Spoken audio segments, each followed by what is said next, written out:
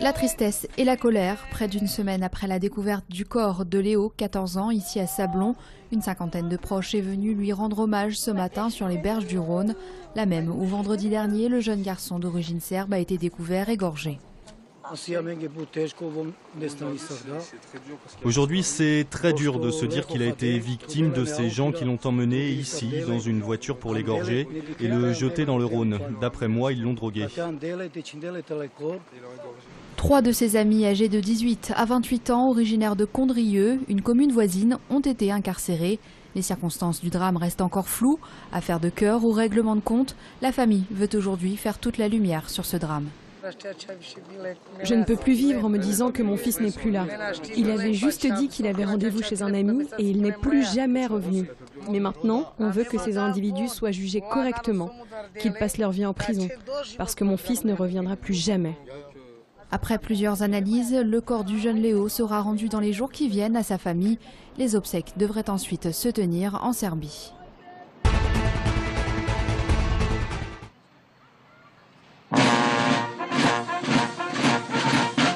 Le traditionnel défilé militaire commémorant l'armistice du 8 mai 45 a eu lieu ce matin au parc de la Tête d'Or, en présence d'anciens combattants et de résistants de moins en moins nombreux. Parmi eux, Guy, président de l'association des médaillés de la Résistance. Pour lui, ces cérémonies doivent avant tout servir la mémoire. C'est de dire exactement ce qui s'est passé, les raisons pour lesquelles des gamins comme moi, qui avions à peine 16 ans, nous sommes embarqués dans cette galère. Parce que ça n'a pas été très drôle, je vous assure. Beaucoup ne sont pas revenus. Nous étions un réseau, au réseau anglais, on était 1200 Français. On est revenu à peu près à 300 ou 400. Alors le moustique tigre, c'est un moustique qui est plus petit que les moustiques qu'on trouve traditionnellement en région de Rhône-Alpes. Il est noir avec des taches blanches, donc il a une ligne blanche au niveau de la tête et de son thorax. Il a également les pattes qui sont tachetées noir et blanc.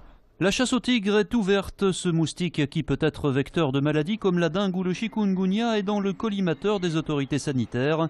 Des opérations de démoustication sont menées actuellement, la chaleur et l'humidité favorisant les éclosions. Cet insecte est désormais bien implanté dans le Rhône.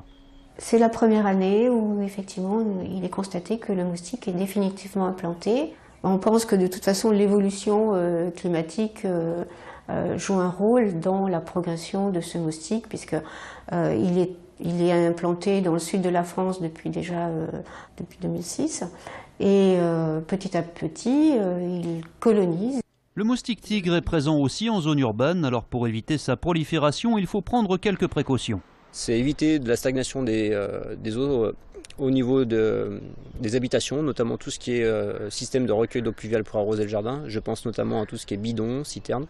Veiller à l'entretien des chéneaux, faire attention aux soucoupes sous les pots de fleurs également, penser à les vider régulièrement. Dans le Rhône, le plan de surveillance du moustique tigre est activé entre mai et novembre. Le ping-pong était à l'honneur ce mercredi à Lyon. Sur les routes de France depuis la fin mars, le mondial Ping Tour faisait étape aujourd'hui au parc de Gerland avec pour objectif montrer que le tennis de table est ouvert à tous et concerne tout le monde de 7 à 77 ans. Et nous sommes à 200 000 licenciés en France, près de 5 000 sur le Rhône et on est en bonne augmentation. Un rendez-vous marqué aussi par les présences de 2 champions, Jean-Philippe Gatien, vice-champion olympique, et Jacques Secrétin, quadruple champion d'Europe, tous deux venus en ambassadeur d'un sport pratiqué en loisir par près de 5 millions de Français, mais dont les champions se font rares aujourd'hui sur le plan international. Il y a eu une génération assez exceptionnelle puisqu'on a été 4 dans les 20 meilleurs mondiaux à l'époque, avec Patrick Chila, Damien Eloi, Christophe Legout. On s'est pas mal reposé sur nous et effectivement la génération s'est pas renouvelée automatiquement, donc il y a eu un gros travail de fait depuis une dizaine d'années. Je crois que dans l'avenir, j'espère que nos jeunes qui sont déjà les meilleurs sur le plan junior et sur le plan cadet, eh bien s'imposeront sur le plan des seniors et pourront rivaliser avec ces Asiatiques. Point d'orgue de la manifestation, ce sera dans 10 jours à Paris, au milieu des championnats du monde qui se dérouleront à Bercy du 13 au 20 mai.